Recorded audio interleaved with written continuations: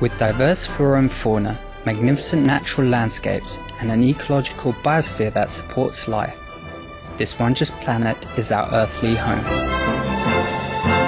From our animal co-inhabitants to the lush rainforests and life-giving soil, we cherish all these as gifts from the Creator.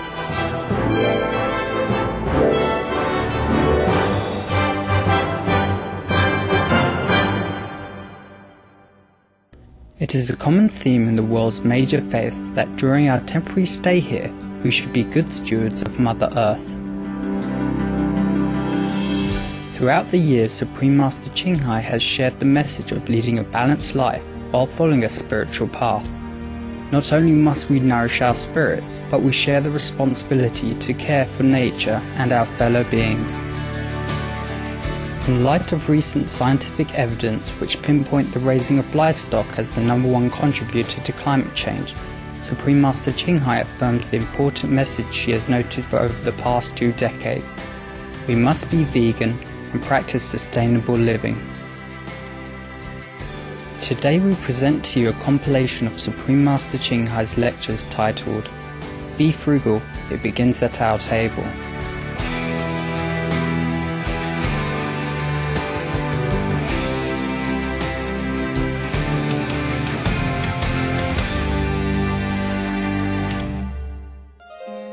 Supreme Master Ching Hai's lectures are not a complete meditation instruction. Please do not try alone. For free of charge guidance, please visit www.godsdirectcontact.org or contact any of our centers near you.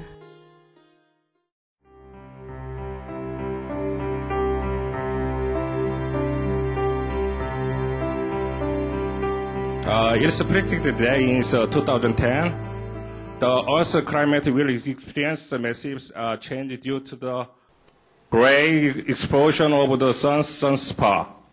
It is also predicted that climate will cause an oil crisis. It's kind of oil shock. Therefore, it seems that there's a need for worldwide awareness and efforts concerning global warming.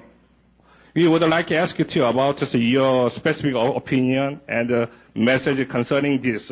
What do you think we need to do as preparation? Thank you, Mr. Jung. Against this kind of great upheaval of calamities, the only refuge that we can take is in heaven's grace. By being virtuous, by being compassionate, by being a true believer of God, and pray to God's grace, then we can be saved. You see, we should start to change our way of living now. We have to change. We have to. That's the only way we can save ourselves and the planet and the whole world and other beings in it. Because as the saying goes in ancient India, that any nation who produce 10 great persons worthy in the eyes of heaven will not know destruction. So what meaning by 10 great personage? That means the person who is truly a human being.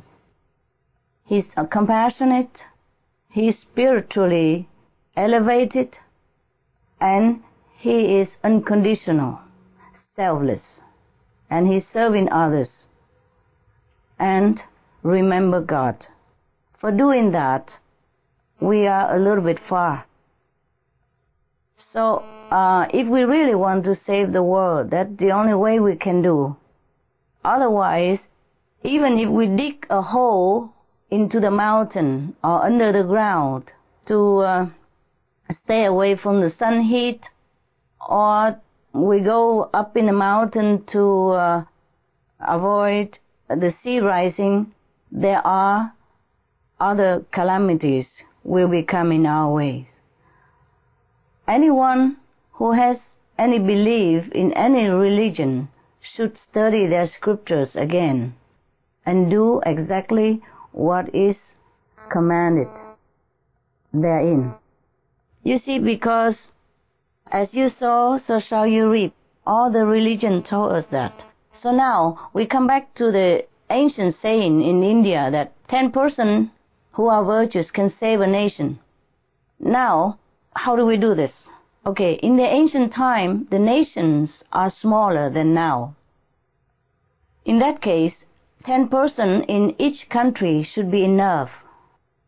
But for our expanded community nowadays, we need more than 10% in a community. I would say it depends on the population also.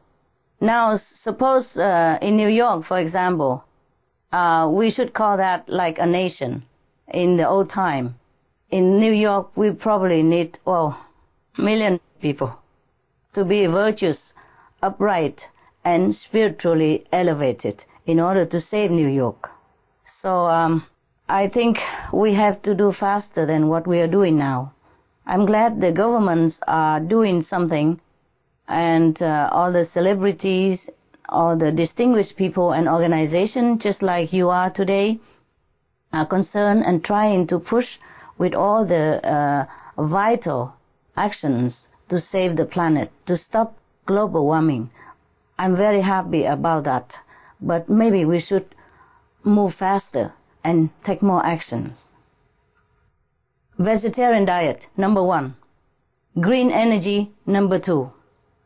Everybody work together to be frugal and protect the environment and the animals.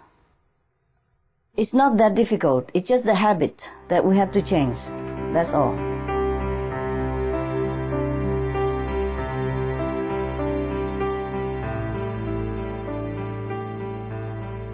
In the news recently, there are many developing countries which are making use of green technologies such as solar energy, which is clean and sustainable. And they're also trying to minimize the use of coal. We know from scientists, great scientists, such as Dr. James Hansen of NASA, that much of the carbon dioxide emitted from coal burning stays in the air for more than thousands of years. So another harmful element of coal burning is black carbon, or soot, that contains up to 40 different cancer-causing chemicals.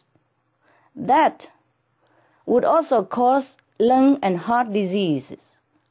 Also, the byproducts of coal plants are highly toxic and can damage the health of people and animals alike. So every country should help each other to develop more sustainable energy for our shared planet, as well as to protect the health of the people and the animals. We just cannot burn away or use up all our precious natural resources, and in the process harm our environment. We must adopt sustainable, green, frugal lifestyles, which will support all life on the planet. The first step is to end the killing of animals for food.